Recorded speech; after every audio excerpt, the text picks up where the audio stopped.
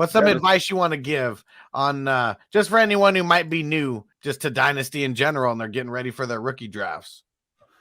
Well, if you new to Dynasty, hey man, some people say maybe you should trade out of the rookie draft because everyone is not expert on scouts. So some people say play it safe and get all you can out your rookie picks. If you knew, why not? This is not the draft to be really drafted anyway. This video right here is for the people that will be keeping their draft picks.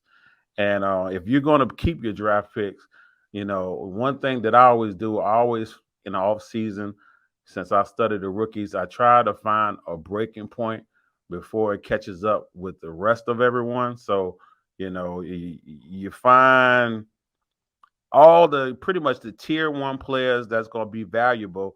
And when it gets to the point where it's cloudy and you don't know where they're going to go or what round they're going to go, that's the tier break. And I think about right now, it feels like it's the 109.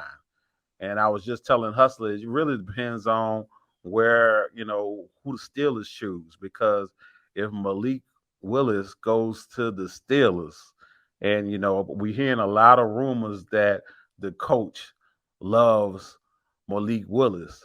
If he goes to the Steelers at the 120, then book it. I think he's going to go 101. I think Malik Willis is going to be going 101 in drafts. Now, if he goes to another team, let's say he goes to 211 to the Falcons, might be a different story, but he's going to be going probably around the 109 or 110, So I say to be safe, get in, trade up, get in the 109 or higher, and you'll be safe.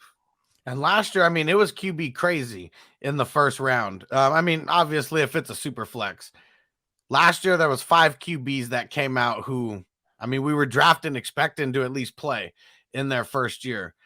Anybody like that besides who you just mentioned right now?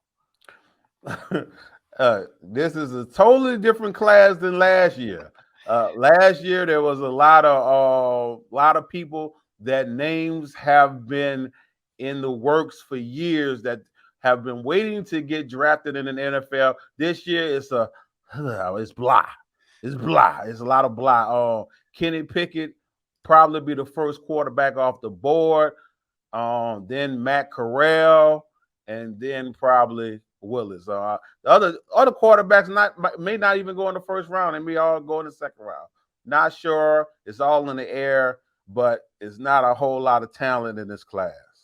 Yeah, and last year was definitely an outlier year. What about these running backs? What are some of these running backs who are, in the top 9 spots there that you think are going to be super valuable? See, Breece Hall, of course. Yeah. And look, he passes the eye test for me. Breece Hall passes the eye test, but when it comes to just looking at the different skill set, then you get to Isaiah Spiller. Then you get to Kenneth Walker. And that's about it for running back. It's those top 3. There we go. And yeah, what do you think? You got any guesses on the landing spots for those guys? Well, I looked at some mock drafts. Look like the Buccaneers is in play for a running back. It could be Breece Hall. It could be Kenneth Walker. Right, the mock draft that I did look at, I had Buccaneers 230, the second round 30th picking Breece Hall. The Texans with the 305 picking Isaiah Spiller, and the Texans with the 205 picking Kenneth Walker. So, and those could be switched around, but yeah. What about some of these wide receivers? Who are some of these top tier wide receivers we need to be looking out for? So when it comes to the wide receivers, who passes the eye test, who's gonna catch you? You gonna fall in love with him when you see him, and that's Treylon Burks. He looks like Derrick Henry playing the wide receiver. That's what he looked like. Now, but when it comes, and that's on film, like I said, he gonna pass the eye test. But when it comes to the skill set, the guy that I'm going with is Garrett Wilson. Garrett Wilson, skillful, very good, very quick.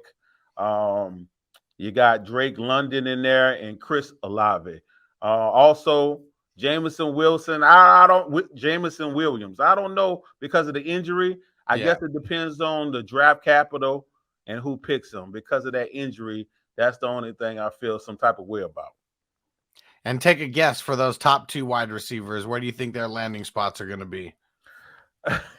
Well, the mock draft that I looked at, the last one I looked at, the Jets 110 picks Garrett Wilson, and the Browns 115 pick Treylon Burks.